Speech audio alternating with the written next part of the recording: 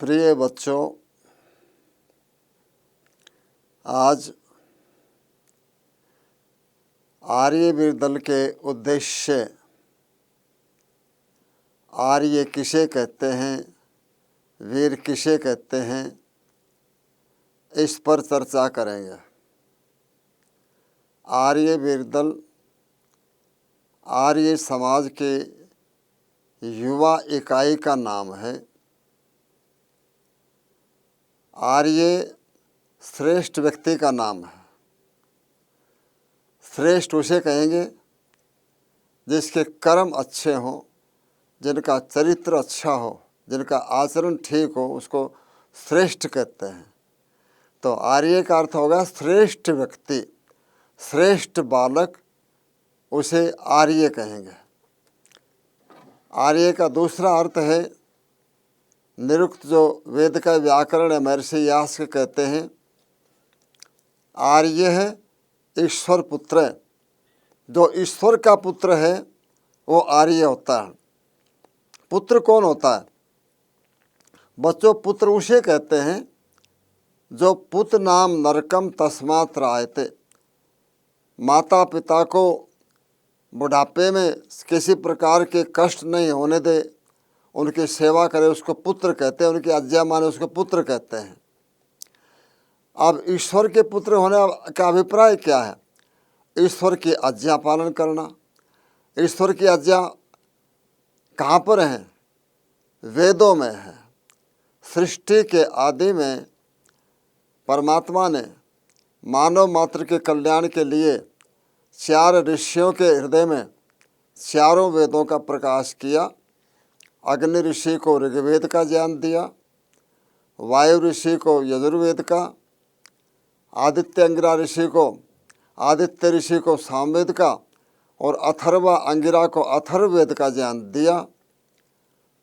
उन ऋषियों से एक ऋषि ने, ब्रह्मा ऋषि ने, चारों वेदों को पढ़ा, सुना, और उसके पश्चात मरीचि, कश्यप इत्यादि जो एक परंपरा चली आ रही है और जो हम तक पहुंची है।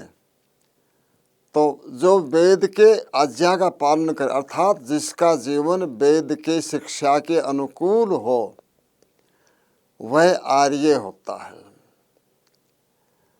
आर्य का तीसरा अर्थ क्या है? ये शब्द संस्कृत की ऋगतौ धातु से बना है, जिसके 3 अर्थ हैं, ज्ञान, गमन और प्राप्ति। सामान्य रूप से कहेंगे तो प्रगतिशील व्यक्ति का नाम आर्य है, जो किसी भी नवीन ज्ञान विज्ञान को सीखने में उत्साहित रहता है और फिर उसको जीवन में आचरण में धारण करता है। तो प्रगतिशील व्यक्ति का नाम आर्य है। तो आर्य के 3 अर्थ हो गए, श्रेष्ठ व्यक्ति जिसके कर्म आचरण अच्छे हों, और जो ईश्वर की आज्ञा, वेदों की आज्ञा के अनुसार जिसका जीवन हो, और प्रगतिशील व्यक्ति को भी आर्य कहते हैं। इसके बाद में एक विचारक ने उसके और 8 लक्षण दिए हैं। ज्ञानी तुष्टश्च दान्तश्च सत्यवादे जितेन्द्रियः दाता दयालु नम्रश्च स्यादार्यो ह्यष्टभिर्गुणैः। जिसमें 8 गुण होते हैं वो आर्य होता है। बच्चों, हमें इतिहास में ये गलत पढ़ाया जा रहा है कि आर्य लोग जो मध्य एशिया के वासी थे और उन्होंने आक्रमण करके यहाँ के मूल निवासियों को दक्षिण में भगा दिया। मूल निवासी द्रविड़ थे। ये विदेशी इतिहासज्ञों का एक सुनियोजित षड्यंत्र था। वास्तव में आर्य इसी देश के वासी हैं। पहले सृष्टि की उत्पत्ति तिब्बत में हुई और उसके पश्चात फिर गंगा सिंध के मैदानों में आर्य धीरे धीरे करके मैदानों में उतरे, जंगलों को साफ किया, बसते चले गए। पहले इस देश में कोई और नहीं बसता था। आर्यों के द्वारा आवर्त आच्छादित आबाद करने से इसका नाम आर्यावर्त हुआ। तो आर्य इसी देश के मूल निवासी हैं। ये विदेशी इतिहासकारों ने जानबूझ के षड्यंत्र के आधार पर और हमें अलग अलग प्रांतों में, भाषाओं में अलग अलग रेशों के अंदर जो बांटने का कुचक्र अब भी चल रहा है, तो हम इस देश के सब रहने वाले सब आर्य हैं।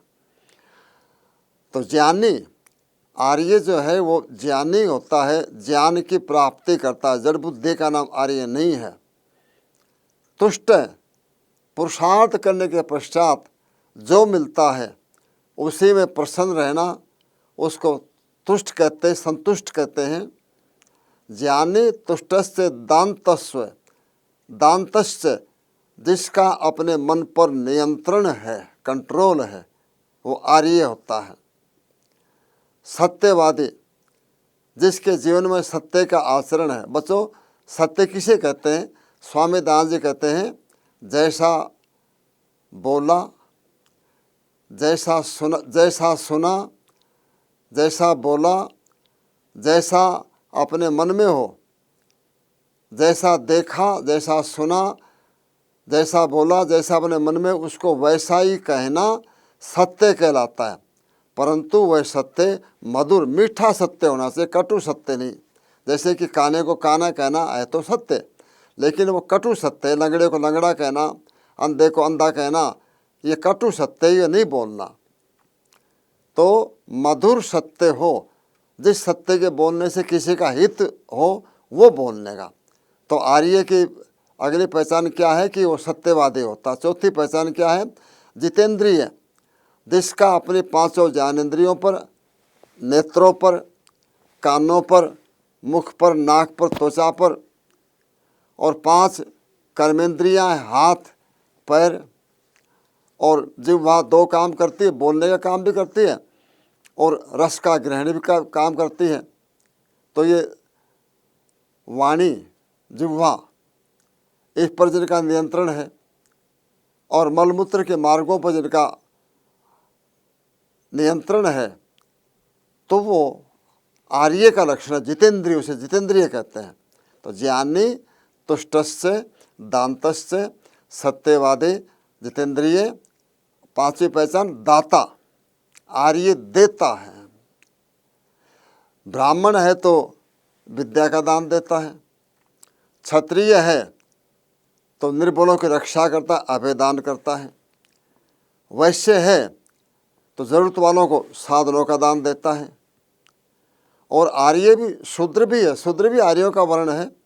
शूद्र है तो श्रम दान देता है। तो जो देता है उसको आर्य कहते, दाता, दयालु। जीव मात्र पर आर्य जो है वो दयालु होता है। वो ये मानता है कि सभी के अंदर मेरे जैसा ही आत्मा है। जैसे कि मुझे सुख दुख का अनुभव होता है, वैसे ही सभी को सुख दुख का अनुभव होता है। और 8वां लक्षण कहा नम्र। आर्य उदंड नहीं होता है, अनुशासनहीन नहीं होता है, घमंडी स्वभाव का नहीं होता है, विनम्र होता है। देखो बच्चों, आजकल बसंत ऋतु का मौसम है, वृक्षों पर नए नए पत्ते आ गए हैं, फूल खिलने लगे हैं और फल जो है वो निर्माण शुरू हो गया। और जब जैसे कि आम्र है, आम है, जब उसको पूरे फल लद जाता है, पक जाते हैं, तो उनकी शाखा जो है नीचे को झुक जाते हैं। इसलिए कहा कि भवंती तरवे नम्रा फलोदगमे, कि वृक्ष जो है फल आने पर उसकी शाखाएं और नम्र हो जाते हैं। इसी प्रकार कोई पढ़ करके आप में से बहुत बड़ा विद्वान बन जाता है, कोई व्यायाम करके बलवान बन जाता है, कोई धन कमा करके धनवान बन जाता है। तो ठीक, अच्छी बात है, ये गुण है, बनने चाहिए। लेकिन अहंकार नहीं करना, वृक्षों की बातें, विनम्र बना रहना, तो ये आर्यों की पहचान है। अब अगला शब्द है वीर। वीर किसको कहते हैं? वी उपसर्ग है और ईर धातु, गति और कंपन अर्थ में। तो वी ईर विशेष गतिशील, अर्थात जो रणभूमि के अंदर जो है वो आगे ही आगे बढ़ता चला जाए, पीठ नहीं दिखाए, उसको वीर कहते हैं, बहादुर कहते हैं। और जिसके पराक्रम को देख करके, जिसकी शूरवीरता को देख करके, जिसके अस्त्र शस्त्र के चमत्कार को देख करके शत्रु वैसे थर थर थर कांपने लगे, उसको वीर कहते हैं। तो आपको आर्य भी बनना है और वीर भी बनना। अकेले आर्य बनोगे तो मुरादाबादी लोटा पहले होता था, उसके पेंदे नहीं होते थे, जिधर को निशान दिखे उधर को लुढ़क जाएगा। इसलिए स्वामी दास ने एक बात कही कि एक बलवान 100 विद्वानों को मार सकता है। इसलिए आर्य तो बनना ही बनना है, उसके साथ में वीर भी बनना है। और बच्चों, वीर बनने के 3 सूत्र चरक संहिता में बतलाए हैं। त्रयो शरीर उपस्कंधा आहार स्वप्नो ब्रह्मचर्य में थे। शरीर के रूपे भवन के 3 स्तंभ है, अर्थात इन तीनों स्तंभों ने शरीर को धारण किया है। पहला आहार, सात्विक आपका भोजन होना चाहिए, समय पर खाना, कम खाना, और रजोगुणी अधिक मिर्च मसाले, तेल खटाई, तली हुई चीज़ें और अंडे मांस बासी जूठा, ये तमोगुणी भोजन होता है। इनको रजोगुणी तमोगुणी भोजन को छोड़ करके जो बल बुद्धि को बढ़ाने वाले हैं, उन सात्विक भोजन प्रकार के भोजन करने, अल्प मात्रा में करना है।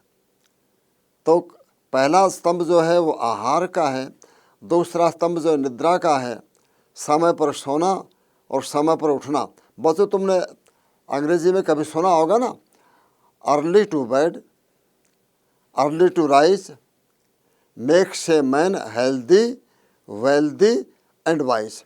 जो बच्चा समय पर सोता है और समय पर उठता है वो स्वस्थ बनता है। व्यायाम करेगा तो स्वस्थ बनेगा, धन कमाने के लिए पढ़ेगा, पुरुषार्थ करेगा तो धनवान बनेगा, और पढ़ेगा तो विद्वान बनेगा, भगवान की भक्ति करेगा तो ईश्वर की प्राप्ति होगी।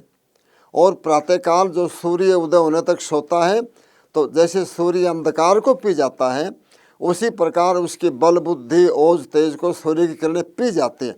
इसलिए हर स्थिति में सूर्य निकलने से 1 घंटा पहले तो प्रत्येक आर्यवीर को उठ जाना चाहिए। तो समय पर सोना, समय पर उठना, ये दूसरा स्तंभ है। और तीसरा जो है ब्रह्मचर्य, अपने मन को, इंद्रियों को, शरीर को नियंत्रित में रखना, और शरीर की जो ऊर्जा है उसको विचार शक्ति का ईंधन बनाना, शरीर में रचा खपा देना, इसका नाम है ब्रह्मचर्य। दूसरे की बहन बेटियों को अपनी बहन बेटी के समान समझना, दूसरे लड़कों को अपने भाई के समान, पुत्र के समान समझना, इसका नाम है ब्रह्मचर्य। और व्यायाम इन तीनों स्तंभों को बल प्रदान करता है। व्यायाम करने से भूख बढ़ती है, जो कुछ आप भोजन करते हो वो शरीर का अंग बन जाता है। व्यायाम करने से गाढ़ निद्रा आती है, और व्यायाम करने से विचार भी ठीक रहते हैं। इसलिए सही आर्यवीर वही है जो आहार, निद्रा, ब्रह्मचर्य सबका पालन करे, व्यायाम करे, शाखा में जाए, और जब शाखा में नहीं जाए तो घर पर व्यायाम करे। ये तो था आर्यवीर दल, कहते हैं संगठन को। तो आर्यवीर दल का अर्थ हो गया अच्छे शूरवीर युवाओं का, बच्चों का, विद्यार्थियों का संगठन है, उसको आर्यवीर दल कहते हैं।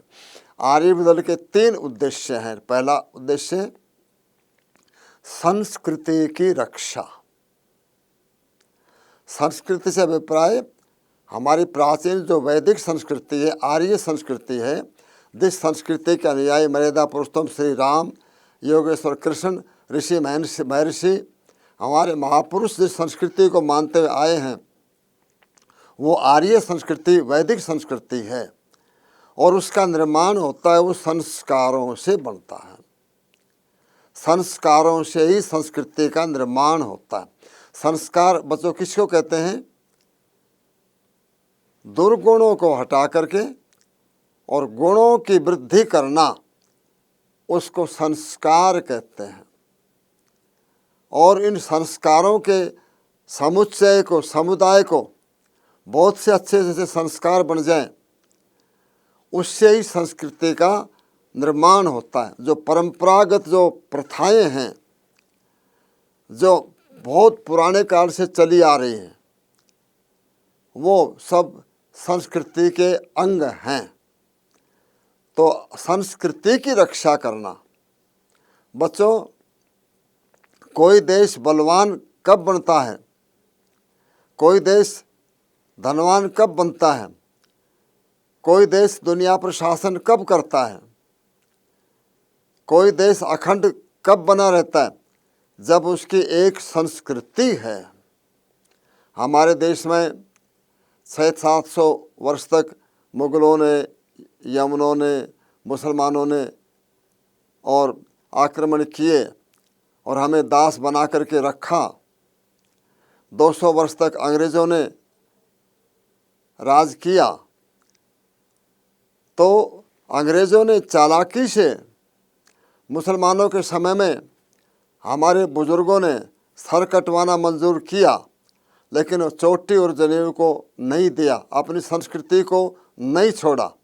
अंग्रेज़ इस बात को समझ गए और उन्होंने सबसे पहले इस देश की जो प्राचीन शिक्षा प्रणाली थी, जो गुरुकुल शिक्षा प्रणाली थी, जो राम और कृष्ण जिस शिक्षा प्रणाली से, शंकराचार्य, स्वामी दयानंद जी जिस संस्कृति से पढ़ करके विद्वान बने थे, स्वामी विवेकानंद जिस गुरु के सानिध्य में पढ़ करके विद्वान बने थे, उस संस्कृति पर कुठाराघात किया। अंग्रेजी शिक्षा के अंदर जो है अंग्रेजी भाषा में शिक्षा देना शुरू किया और अपने रीति रिवाज और विदेशी पहनावा, वही खान पान, उन्हीं को प्रोत्साहित किया गया, उन्हीं को नौकरी इत्यादि दी गए। तो परिणाम क्या हुआ, युवक जो है अपनी संस्कृति को भूलते चले गए और फिर उन्होंने इतिहास को भ्रष्ट करके और गलत पढ़ाया कि यार ये बाहर से आते हैं और वेद में ये लिखा है, वेद में शास्त्रों में ये लिखा है, अमुक ऋषि तुम्हारा ऐसा था, अमुक तुम्हारा महापुरुष ऐसा था। और परिणाम क्या हुआ कि आज जो है युवक जो है वैदिक संस्कृति का परिचय न होने से और धीरे धीरे कर उसको छोड़ते हुए चले जा रहे हैं। तो आज हमें अपनी संस्कृति को फिर से अपनाना है। अपनी संस्कृति के दो प्रतीक हैं, सिर पर चोटी है, गले में जनेऊ है, कमर में मेखला है, संध्या करते हैं, माता पिता को प्रातःकाल चरण वंदना करते हैं और फिर नित्य कर्म से निवृत्त होकर के और संध्या परमात्मा की भक्ति करते हैं, सात्विक भोजन करते हैं, व्यायाम करते हैं, आपस में मिल करके रहते हैं। ये हमारी वैदिक संस्कृति के पुरातन आदर्श हैं। इन पे विस्तार से आदर्श आयुर्वेद में चर्चा करेंगे। दूसरा उद्देश्य हमारा है कि शक्ति किसको कहते हैं? शरीर के बल को भी शक्ति कहते हैं और उससे भी अधिक ताकतवर मन की शक्ति है। यदि मन शक्तिशाली है, मन मजबूत है, सुदृढ़ है, तो व्यक्ति हल्का फुल्का भी बहुत बड़ा साहस का काम कर जाता है। तो शरीर से अधिक मानसिक बल महत्वपूर्ण है और उससे भी बड़ा जो है वो चरित्र बल है। जिस व्यक्ति का चरित्र अच्छा है उससे सब दबते हैं, उसका सदा विजय होता है और उसके साथ में धन बल भी है। धन से हमें अच्छी बातों का प्रचार करने के साधन मिलते हैं और उसके अतिरिक्त संगठन का बल है, मिल करके रहना।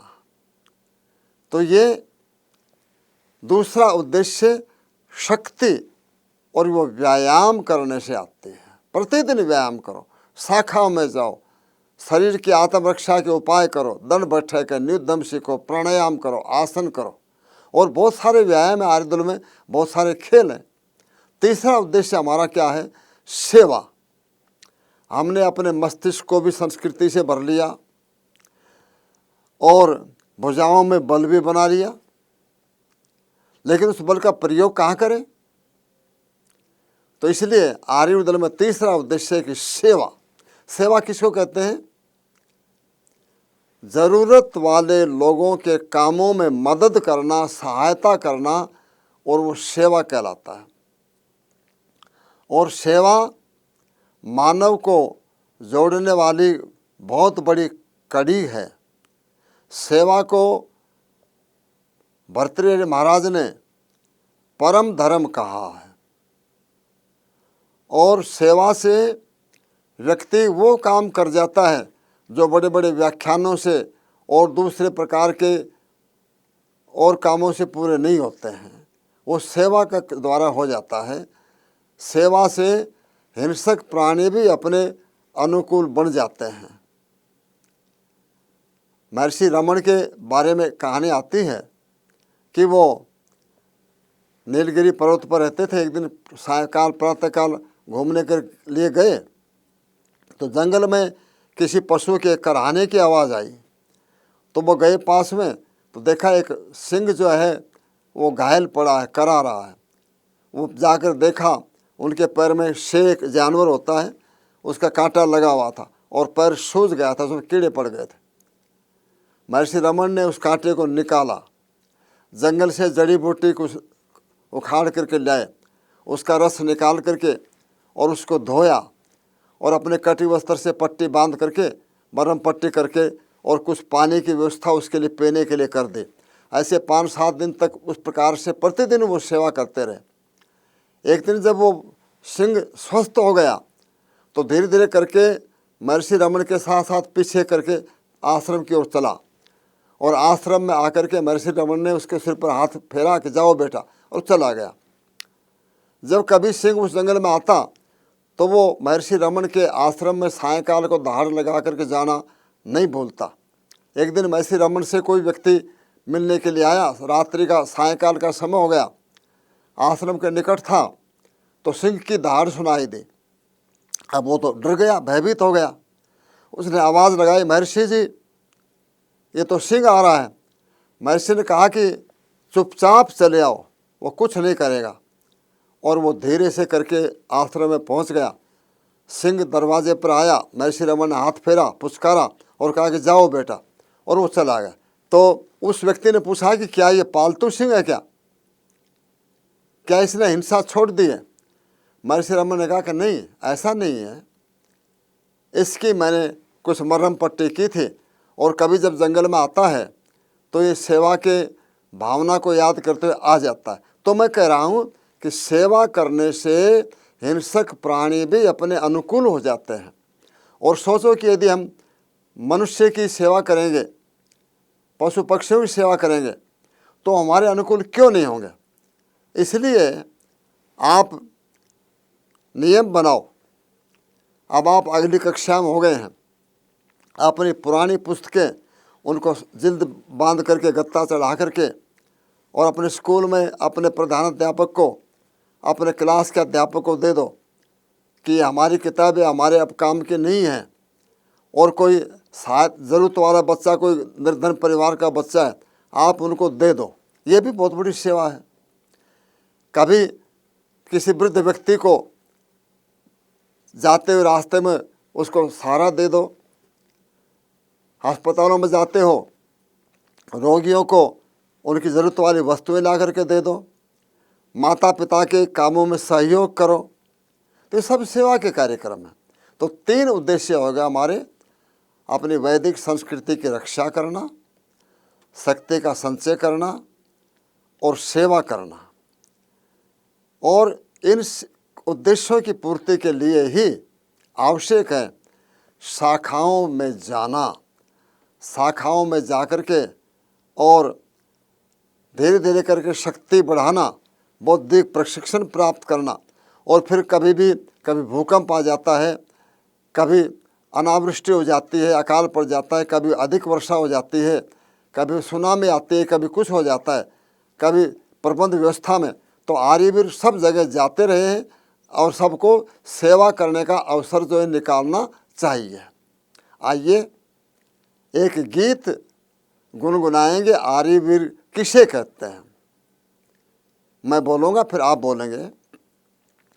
जो दुखियों की सेवा में तन मन लगाए, जो बर्बाद उजड़े घरों को बसाए, जो औरों को सुख दे के खुद दुख उठाए, समझ लो वही आर्य वीर हो तुम, समझ लो वही आर्य वीर हो तुम। जो मृत्यु का भय अपने मन में न लाए, धधकती हुई ज्वाला में कूद जाए, चकित कर दे जग में जग को वह करके दिखाए, समझ लो वही आर्य वीर हो तुम, समझ लो वही आर्य वीर हो तुम। जो मैदान में लाजपत बन के निकले, भगत सिंह सुखदेव दत्त बन के निकले। जो शेरों पे चढ़ के भरत बन के निकले, समझ लो वही आर्य वीर हो तुम। समझ लो वही आर्य वीर हो तुम।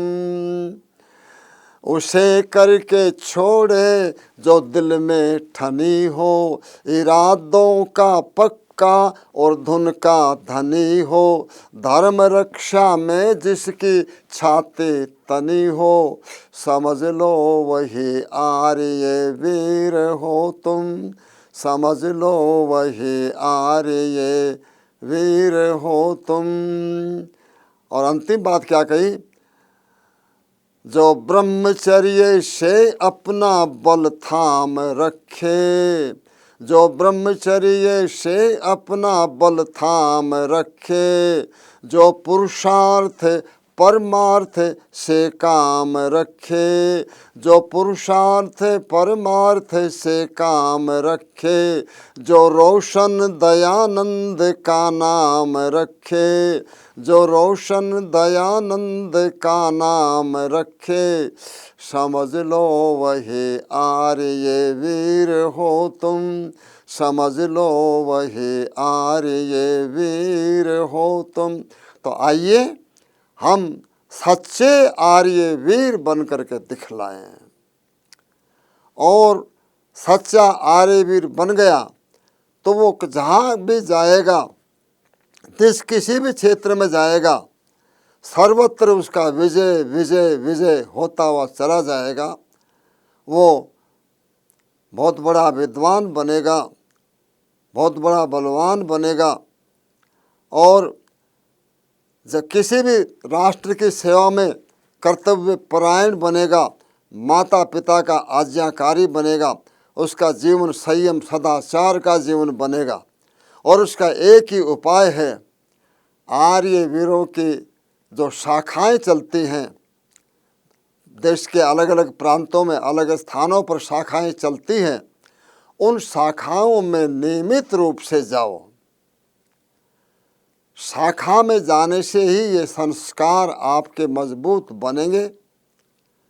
आइए आज हम संकल्प लें कि दयानंद के वीर सैनिक बनेंगे, दयानंद का काम पूरा करेंगे, उसी के लिए जिएंगे मरेंगे।